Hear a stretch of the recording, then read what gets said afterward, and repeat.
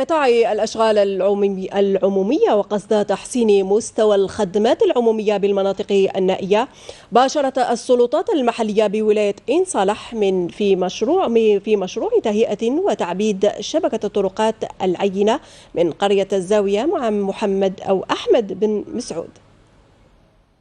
استفادت قرى عين صالح من مشاريع تنموية هامة تخص الوسط الحضري، حيث شملت عملية تهيئة واسعة وصيانة لشبكة الطرقات، ناهيك عن فك العزلة بقرية الزاوية وإنشاء شبكة الإنارة العمومية عبر الأحياء. في إطار فك العزلة على بعض التجمعات السكنية وبعض القرى، وفي إطار تعبيد الطرقات على مستوى أحياء بلدية عين صالح، تم إنجاز مشروع تعبيد الطرقات على مستوى أحياء بلدية عين صالح على مسافة 7 كيلومتر في إطار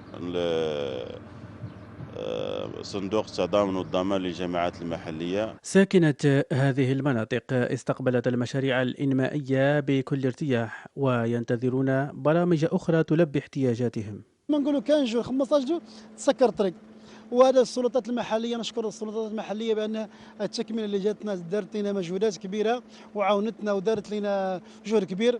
وراهي الدوله راهي قايمه بالواجب نتاعها، تبقى حتى المواطن يشارك في الفكره هذه، فهمني.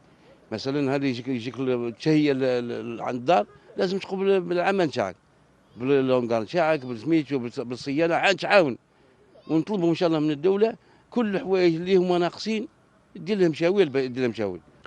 تنمية أحياء وقرى بلدية عين صالح من خلال بعث مشاريع تنموية تضمن للمواطن كافة الخدمات بها من أولويات السلطات المحلية التي تسعى جاهدة لتجسيد ذلك.